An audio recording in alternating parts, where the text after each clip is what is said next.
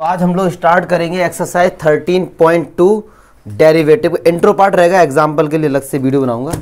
तो ये जान लो, ये जो वीडियो बना रहा हूँ मैं, ये 12th को दिमाग में रख के बना रहा हूँ, क्योंकि आपके पूरे 12th क्लास में डिफरेंशिएशन भरा पड़ा, डेरिवेटिव भरे पड़े हैं। ठीक है, तो पहले तो ये समझो यार डेरिवेटिव होता क्या है, क्योंकि अगर नंबर वाली बात करें तो सिंपल सा एक बेसिक फॉर्मूला है, रट्टा मार लो डेरिवेटिव खत्म। अगर लेकिन बात करें कि सर ये क्यों पढ़ा रहे हो, हमें क्यों आया सिलेबस में, क्या रिक्वायरमेंट है, अगर ये नहीं होता तो हमारी लाइफ में क्या होता, क्या, वो सारी बात हम लोग सीखेंगे। तो डेरिवेटिव का एक और नाम होता है जिसको हम लोग क्या बोलते हैं, क्या बोलते हैं इसको, डिफरेंशिएबल। और एक और नाम होता है इसका डिफरेंशियल कोफिशिएंट, कोEFICIENT। राइटिंग तो मेरी आप लोग जानते ही हैं, भावना वो समझो है। ये तीनों नाम होते हैं इसका। डेरिवेटिव क्या होता है, चलो डेरिवेटिव को छोड़ो, भी कुछ आपको रियल लाइफ एग्जांपल देते हैं कि समझ आएगा कहाँ पर इसकी रिक्वायरमेंट हुई। अगर जैसे यार ये एक फंक्शन है fx = x², ये एक फंक्शन है, हम लोग x की जगह कोई भी वैल्यू पुट करते हैं तो उसको इनपुट बोलते हैं या डोमेन बोलते हैं। ठीक है, तो अगर मैंने इसकी जगह 1 पुट किया तो भैया ये 1 का स्क्वायर बना गया, मैंने 2 पुट किया तो ये 4 आ गया। तो 1 और 2 को बोलते हैं डोमेन। जो वैल्यू आप फंक्शन में पुट करते हैं वो डोमेन होता है, जो आंसर आता है वहां रेंज होता है। तो आपने जैसे ही इनपुट चेंज किया, डोमेन चेंज किया, तो आउटपुट चेंज हुआ।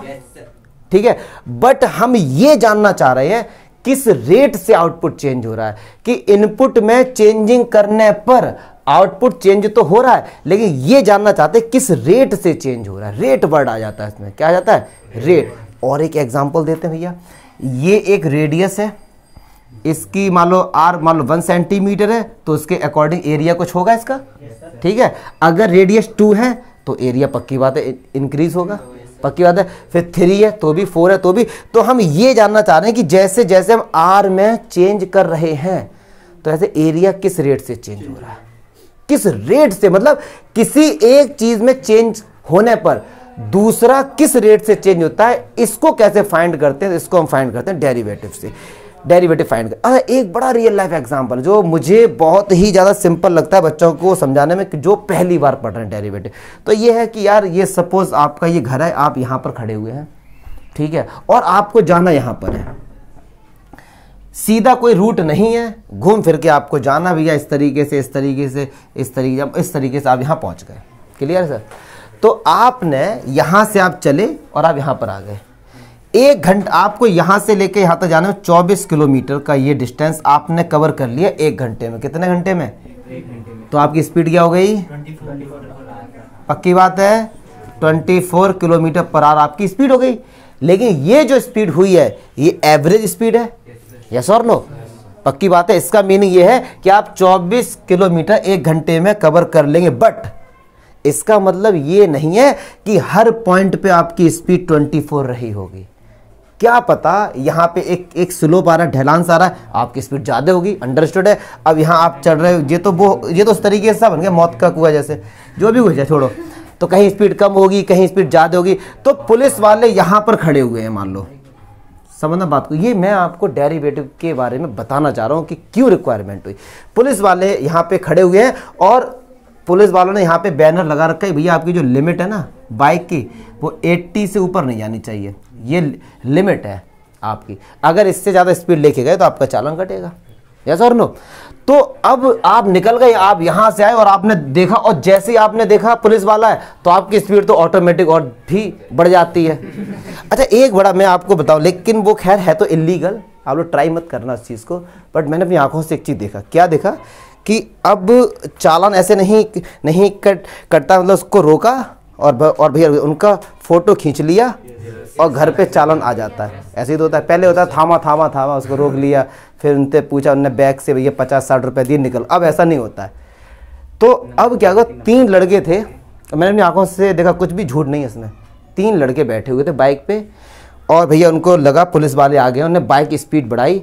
अब पुलिस वाला जैसे ही फोटो लेने हुआ, पीछे वाले ने जो लाते थी ना, उसकी जो नेम प्लेट पूरा ढक दिया इस तरीके, दोनों टांगों से, लो बेटा फोटो लो तुम। अब मतलब कितना फ्लेक्सिबल था वो, मैं ये दे रहा हूँ, कितना ज्यादा फ्लेक्सिबल था वो।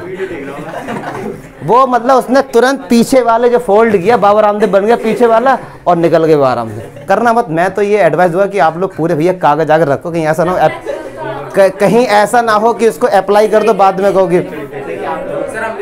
हाँ बस बस बस। अरे सुनो ठीक है, तो ये चीज़ें मत करना ये। बट मैंने देखा अपनी आंखों से तो मुझे बड़ा पिक्यूलियर लगा उनका, यार ये यार सही है जुगाड़, ये इंडिया में पॉसिबल है और कहीं। अब पुलिस वाले बेटा देखते रह गए। अब तुम्हारे पास कितना भी मेगा पिक्सल हो, अब अगर जूम करोगे तो उसका जूते का नंबर आ जाएगा, लेकिन नेम प्लेट थोड़ी ना आएगी। तो हो जाता है ऐसा। ऐसे ही क्या हुआ कि यहाँ पुलिस वाला खड़ा हुआ है और आपकी वायर निकल गई जूम। इस आपने देखा भैया पुलिस वाला सख्त से भाग गए, तो पुलिस वाले ने आपका भैया चालान काट दिया। तो अब पुलिस वाले ने ये कैसे पहचाना कि आपकी स्पीड 80 से ज़्यादा थी?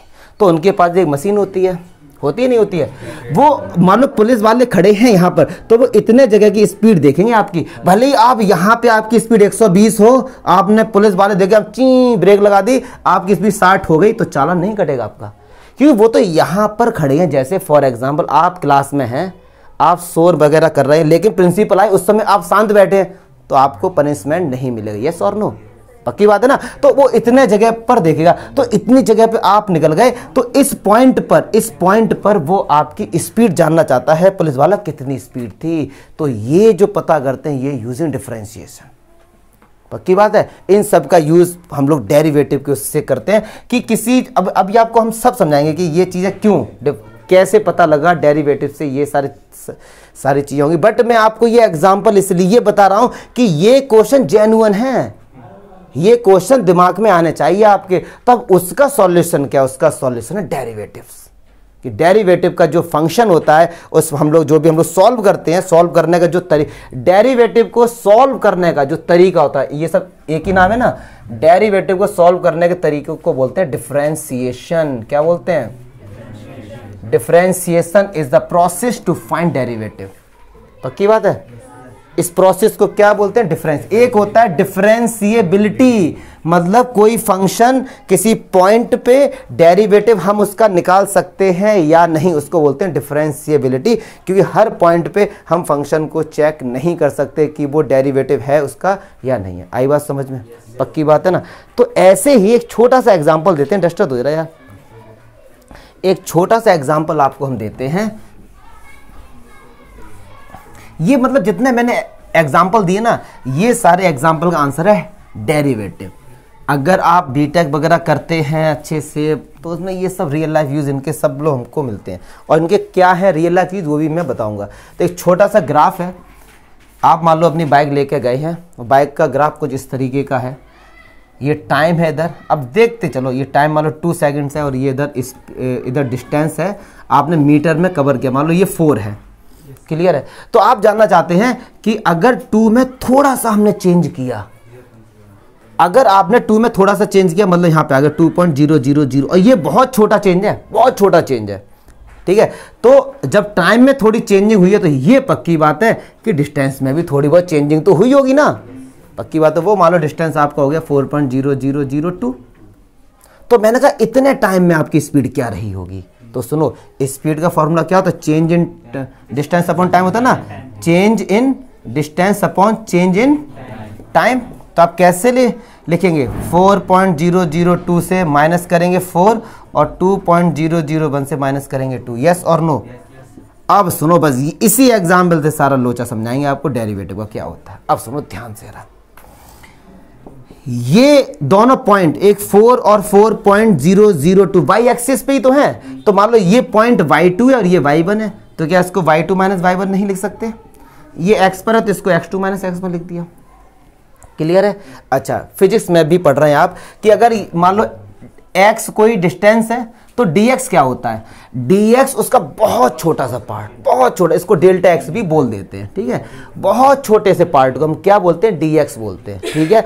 अगर हमने x में बहुत छोटा सा चेंज किया, मतलब उसको dx बोलेंगे। क्लियर है? अच्छा, ये x एक्सिस को तो रिप्रेजेंट कर रहा है, और x एक्सिस रिप्रेजेंट कर रहा है टाइम को, और ये जो टाइम है बहुत छोटा है ना।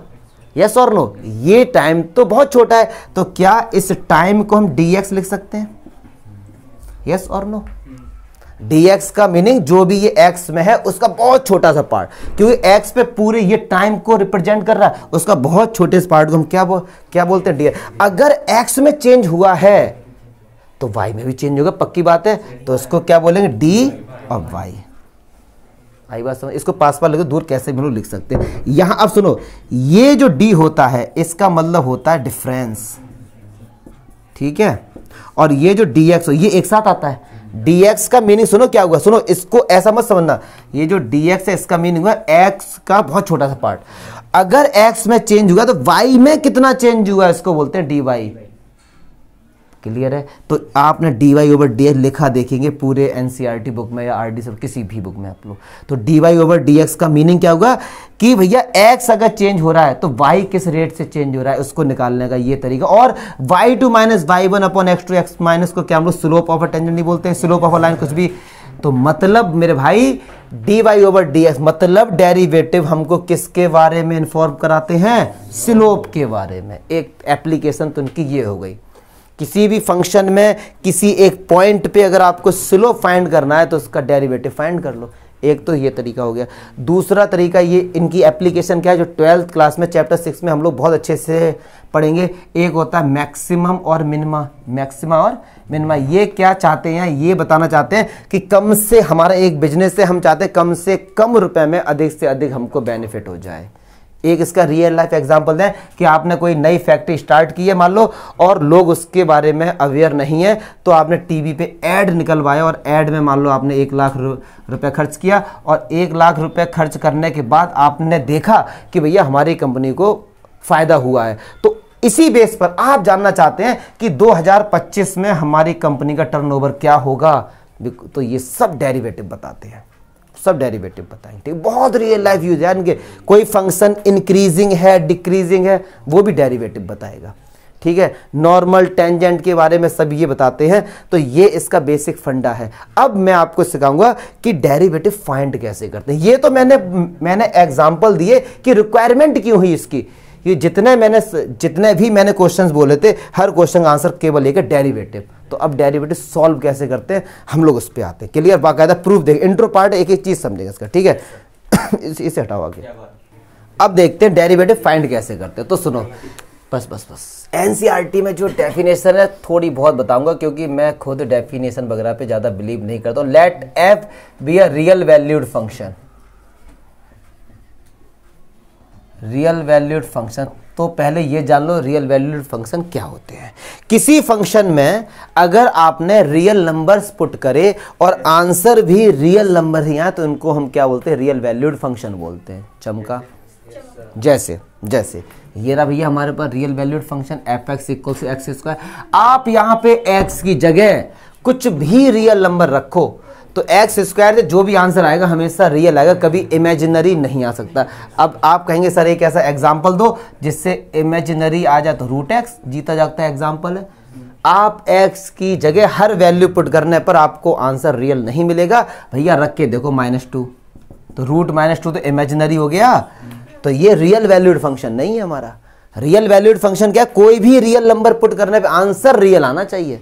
ठीक है ना, तो ये रियल वैल्यूड नहीं है। लेकिन इसको कैसे बनाएंगे, कंडीशन देके कि x की वैल्यू या तो 0 के बराबर या 0 से बराबर। तो कोई भी एक फंक्शन एक रियल वैल्यूड फंक्शन है और उसका हमें एक point x equal to c पर उसका जो डेरिवेटिव है ना, उसका जो डेरिवेटिव होगा या डिफरेंशिएबल क्या होगा, तो वो ये होगा f dash c। Please limit x tends to c fx minus F C upon X minus C. 11th class थोड़ा सा ध्यान देंगे जरा, एनसीईआरटी में ये फॉर्मूला कहीं नहीं है।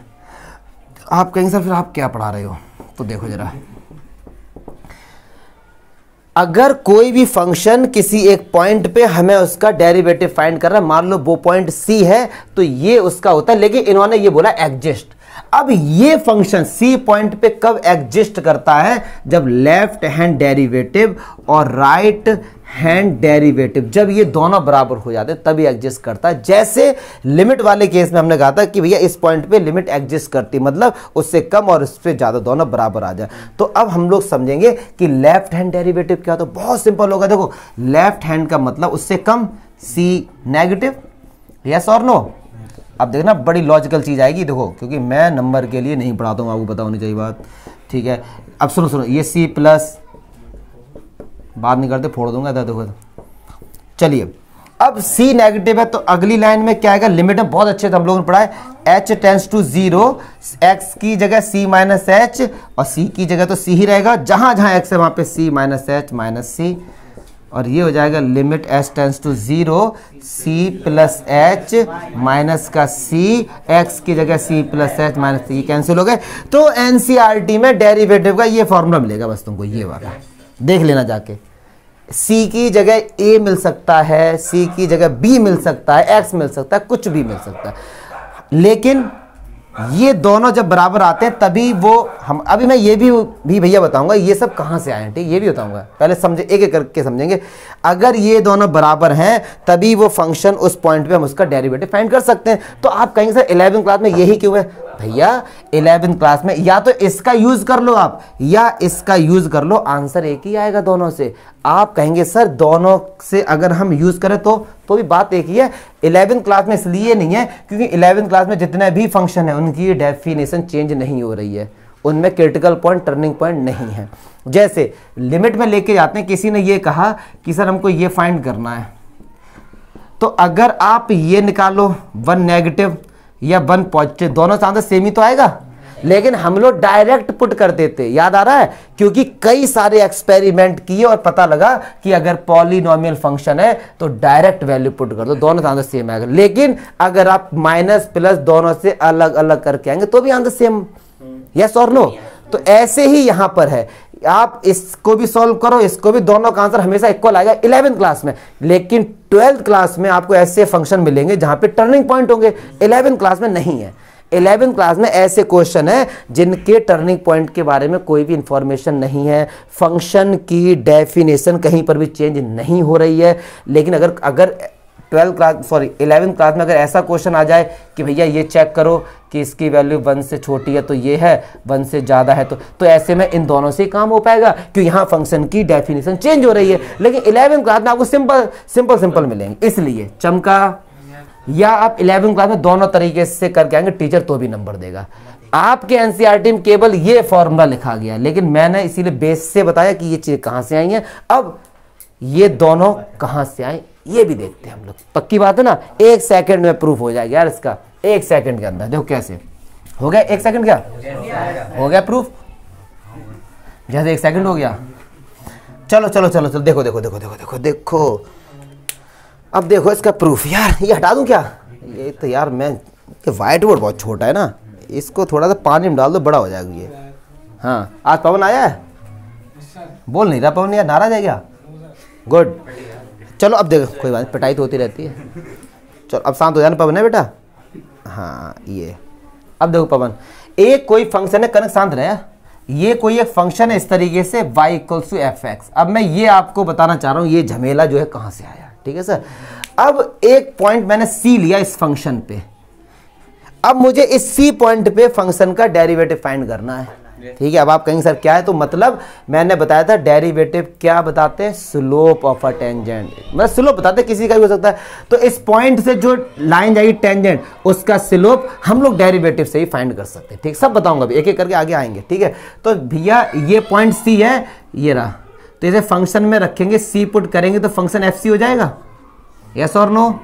मान लो यहां से h डिस्टेंस, पहले मान लो इतना डिस्टेंस ये h है, ये वाला कितना है h, तो पक्की बात है इस पॉइंट का ये जो डिस्टेंस होगा कितना बचा, c माइनस एच, क्यों इतना पूरा c था, इतना h है, तो ये पक्की बात है c माइनस एच होगा। तो इस पॉइंट के कोऑर्डिनेट c माइनस एच और फंक्शन में रख दो c माइनस एच, क्लियर है।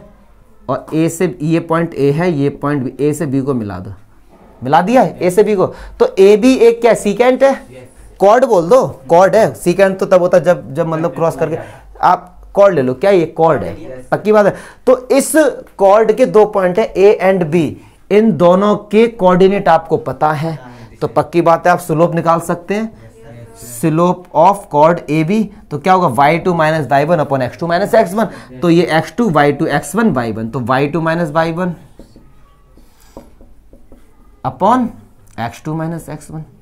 चमका क्या, थोड़ा थोड़ा दिख रहा है मेरे भाई, पक्की बात है, हल्का फुल्का दिखने लगा, थोड़ा कॉन्फिडेंस आता है ना जब दिख रहा है। ठीक है, अब एक बात सुनो यार, अगर मैं ये डिस्टेंस h है, अगर मैं h को इतना छोटा कर दूं, इतना छोटा कर दूं कि c के बहुत ज्यादा पास लेके आ जाऊं, अभी c पॉइंट यहां पर है, h यहां पर है, अगर इस h को मैं c के बहुत पास लेके आऊं, मतलब इतना पास लेके आऊं कि जो h है ना, h वो टेंस टू जीरो नहीं, टेंस टू जीरो हो जाए। पक्की बात है। अब एक बात सुना जरा मेरे भाई, अगर आप h को c जीरो के पास लेके आएंगे तो ये a पॉइंट भी तो पास जाएगा इसके।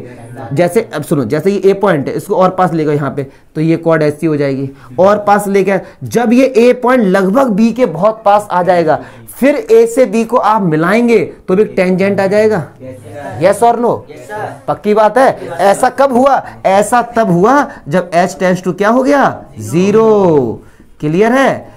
अब सुनना हर्ष चौहान एक बात, ये बात आ गई। अच्छा, ये निकल के आ गया, ये सुनो सुनो ध्यान से सुनो, ये कब आया? जब h जीरो के पास हो गया, और जब h जीरो के पास गया है तब हम जो कॉर्ड थी, अब वो कॉर्ड क्या बन गई? टेंजेंट। और ये स्लोप था, तभी तो ये स्लोप ऑफ अ टेंजेंट निकालता है, और इसको डेरिवेटिव भी कहते हैं। डेरिवेटिव क्या तो या स्लोप ऑफ अ टेंजेंट का तो एक ही बात है।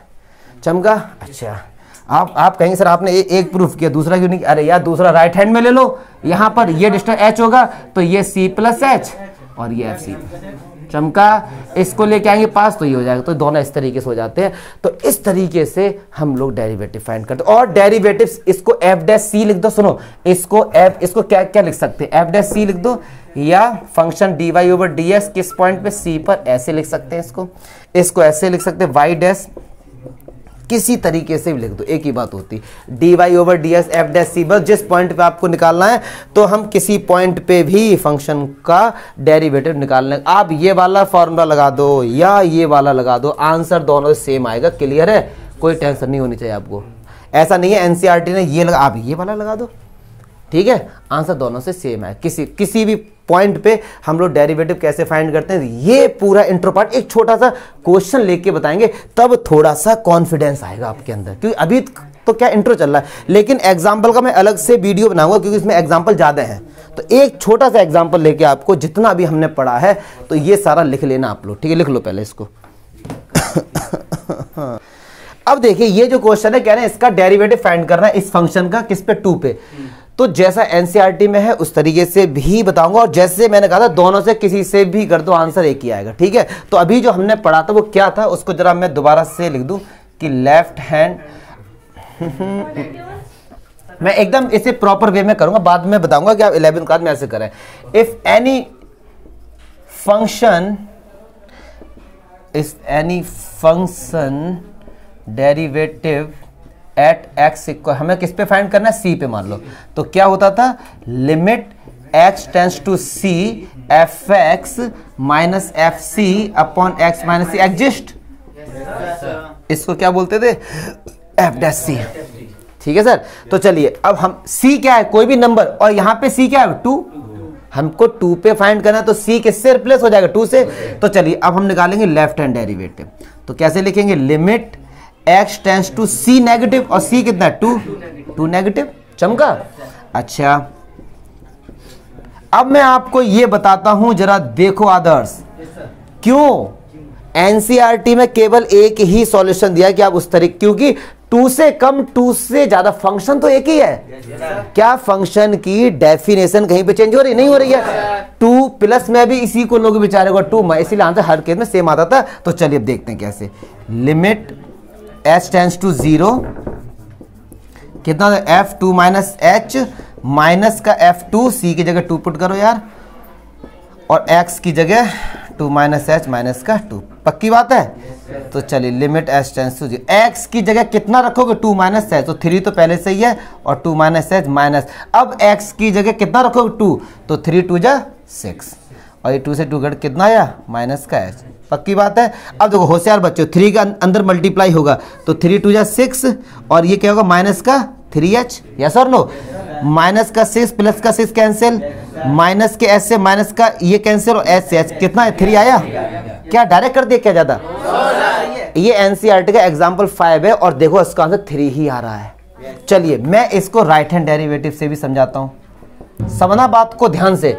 तो ये क्या कहते हैं अर्चू, ये कहते हैं limit x tends to 2 plus fx minus f2। अभी बता रही हूँ तुझे, तो देखो जरा, limit h tends to f2 plus h minus f2 2 plus h। Please देखो लॉजिकल चीजें हम लोग प्यार से पढ़ते हैं, क्योंकि एंजॉय करो, मैथ में ज़्यादा दिल पे ना लो, मजे से आप पढ़ोगे तो सही आएगा। और मैं एंजॉय पता करता क्यों, enjoy the life without wife, इसलिए। तो सुनो, x की जगह क्या पुट करेंगे, 2 प्लस h, x की जगह 2 रखो, 3 2 जा 6 अपॉन है। अब सुनो सुनो ध्यान से, देखो ध्यान से, 3 का अंदर मल्टीप्लाई होगा, ये 3h हो गया, ये कैंसिल, h3 आ गया, तो लेफ्ट हैंड डेरिवेटिव। अब सुनो, इसका सॉल्यूशन 11th क्लास में केवल इतना है, बस इतना है एनसीईआरटी में।